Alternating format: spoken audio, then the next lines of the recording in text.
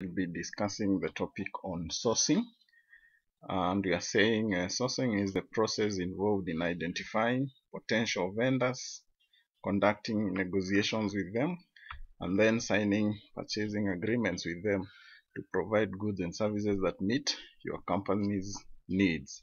So in simple terms, we are simply saying sourcing is about the obtaining of various materials from different vendors for the use in the company. And we have three main kinds of sourcing. We have the one that we call internal sourcing, which is when you get materials and services from similar companies like yours. Then we have the local sourcing, where you source from manufacturers within the home country. And then thirdly, we have what we call global sourcing, where business buys goods and services from international markets and across geographical boundaries. Then we have the reasons for sourcing internationally. Number A, competitiveness of overseas sources, e.g. they can be lower prices, improved deliveries, better quality of goods, and so on and so forth. Then we have number 2, need for manufacturing flexibility. Everyone needs a place that they can obtain goods without restrictions in terms of quantity, in terms of time, in terms of the nature of the goods. So that's a reason why people would prefer going internationally. And of course, you realize there may be more better discounts when you buy these goods in bulk. The other one is stringent quality standards in home country. Like for example, in Kenya, we have what we call KEBS. They have to really put you through serious verification processes to verify whether your goods are of quality. And that will prevent so many people from sourcing locally, of course, because those processes also come with cost for you to go through the quality processes. The other one is ever-changing technology. And lastly is the buyer may prefer to buy goods or to buy from foreign sources, which offers products which have features which are not available domestically.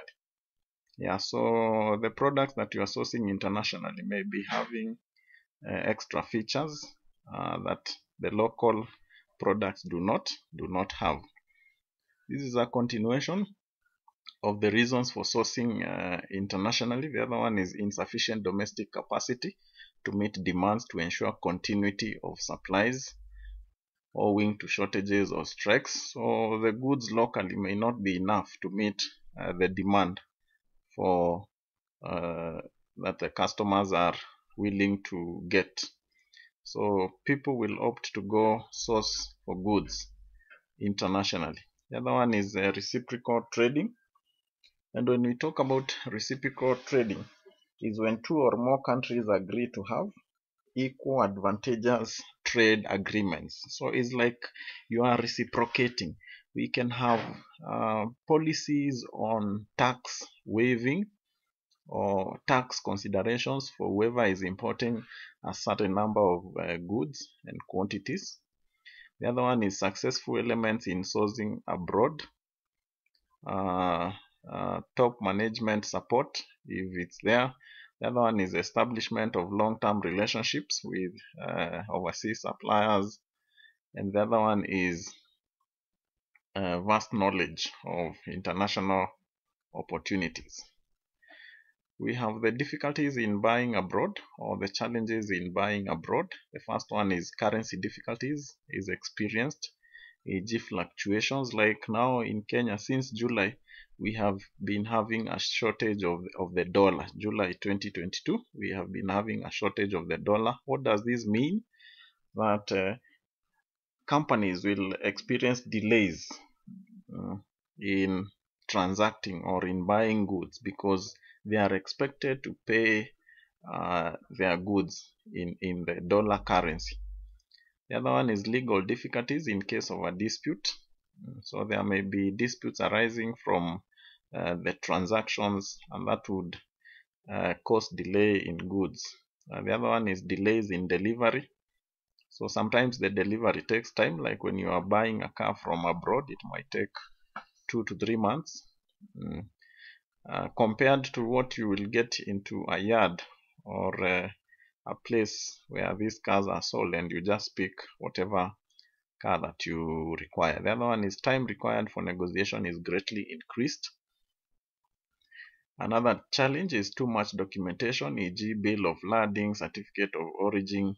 So for you to go through the process of buying abroad, you will also be required to complete very many documents, which becomes a challenge for most institutions and companies. The other one is import duties. So duties is all about taxes. They might be very high, and very many other procedures, including procuring insurance for your goods, and that will of course limit individuals because of the money that is required. The other one is communication problems.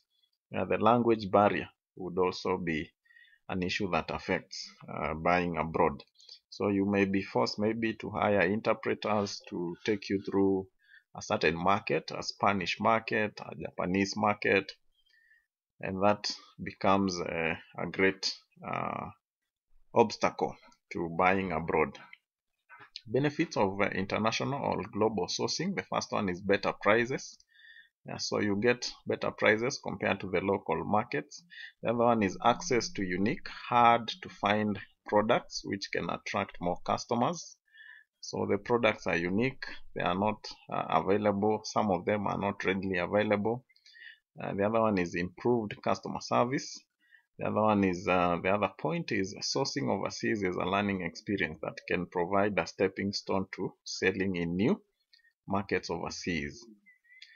And the fifth one is access to suppliers worldwide, which means you have many more options than you have domestically. So there's worldwide suppliers, the international suppliers or the global suppliers are quite a number compared to what we call the domestic market or the local market. These are the cons of global sourcing, or what we call disadvantages or demerits. The first one, you may experience different industrial or technical standards which may or may not your home country requirements. So industrial and technical standards that you may not be able to meet.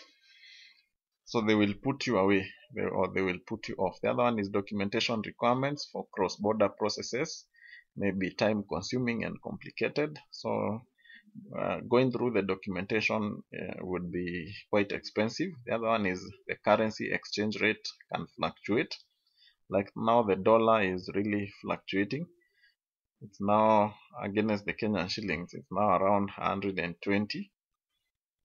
Yeah, so it's fluctuating, and currency fluctuations are common around the exchange rates discussions. The other one is restrictions are in place that may affect import or import at either end of transactions, such as quotas and tariffs.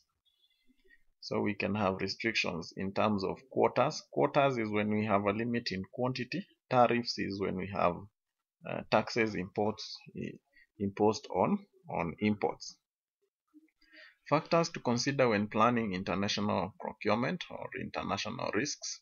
These are risks related to financial factors such as currency uncertainty. Like now, we have a challenge of the dollar, like I have mentioned in another point there. So we are not sure when this challenge is going to subside or reduce. Financial policy and uncertainty and financial effect of economic performance. The other one is economic factors such as performance of economic indicators. The other one is political factors such as radical changes in government composition or policies. The other one is operational environment factors such as the legal structure of the country of export, the rules and procedures governing the international trade. Other risks include logistical barriers. Long distances means increased transport cost. We have already discussed about the topic on transport. So the longer the distance, the more it costs you to deliver the good at the preferred destination. The other one is customs regulations. Import duties can disrupt prepared cost estimates at very short notice. So custom regulations or regulations around taxes will also hamper purchases on specific foreign market. The other one is nationalism.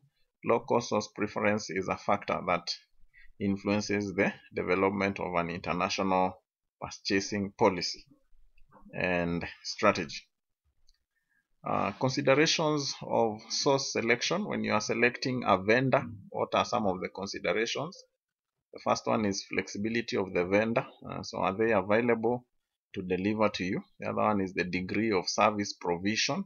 What kind of service are they offering besides the good that they are delivering?